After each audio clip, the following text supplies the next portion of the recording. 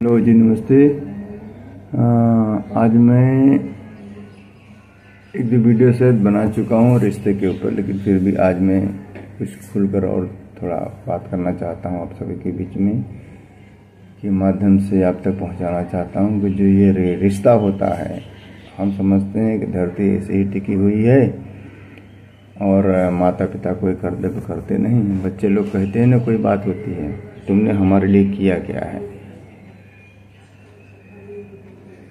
तो किया क्या है, जब वो खुद के पैर पर खड़े होते हैं और माता पिता अथक प्रयास करते हैं कि हमारे बच्चे कुछ पढ़ लिख कर बन जाएं, अच्छे रास्ते पर चलें, क्या होता है कि वो चाहते हुए भी नहीं कर पाते हैं, क्योंकि उनके पिछले जो पूर्व के जन्म में कुछ गलतियां हुई रहती हैं और किसी वजह से खानदान में कोई चीज़ बाधा रहती है, जैसे पितृदोष हो गया या प्रेत बाधा हो गया या कोई बंधन हो गया, उसकी वजह से भी बच्चे आगे नहीं बढ़ पाते हैं।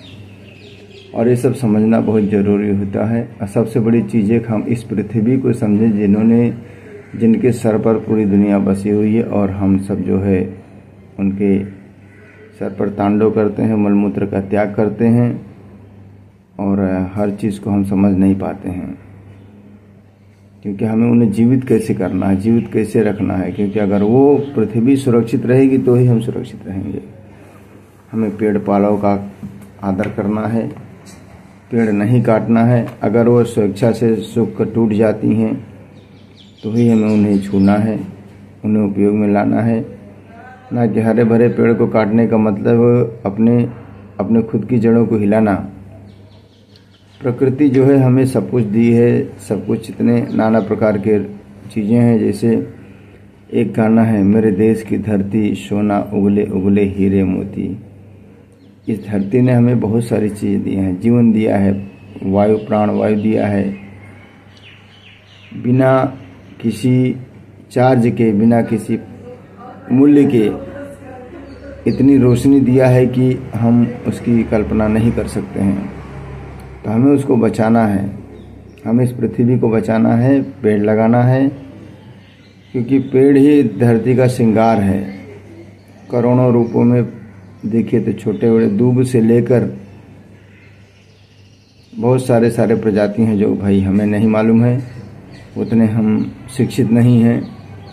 लेकिन मुंबई शहर में रहकर कम से कम बात करने की तहजीब तो हमारे अंदर है कि जो हम किसी से अच्छी तरह से सभ्यता से बात कर सकते हैं।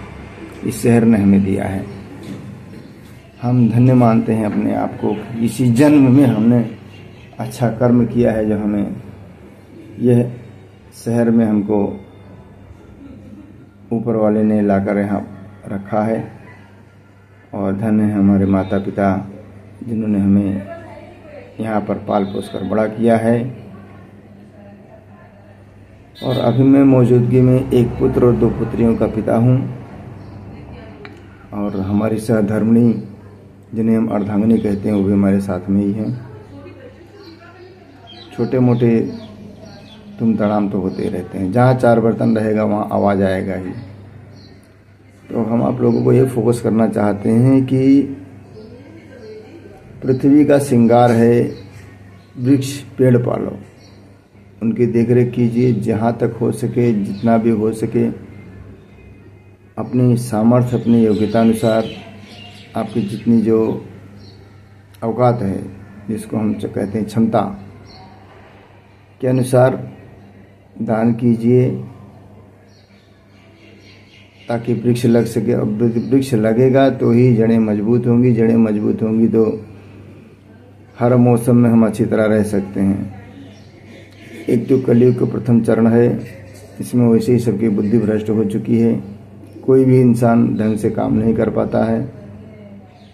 और घरों में जैसे रहता है, कोई प्रेत बाधा है या पितृदोष है या और कोई कारण है, बंधन है, तो उसको सुचारू रूप से कहीं भी जाके इंतजाम कीजिए। और वास्तु दोष के हिसाब से ही जहाँ तक हो सके कीजिए, क्योंकि वास्तु दोष को ना समझ पाना भी एक बहुत बड़ी पहचान है अपने आप में, जो कि आप कितना भी अथक प्रयास कीजिए, कितना भी कमाइए, कितनी भी बड़ी डिग्री आपके पास है, जब तक इसका सुचारू रूप से आप निवारण नहीं कराएंगे मित्रवर, तब तक आपको कोई भी उसका पूर्ण रूप से आपको फल नहीं मिलेगा। और आजकल मैं देखता हूँ हमारे मुंबई शहर में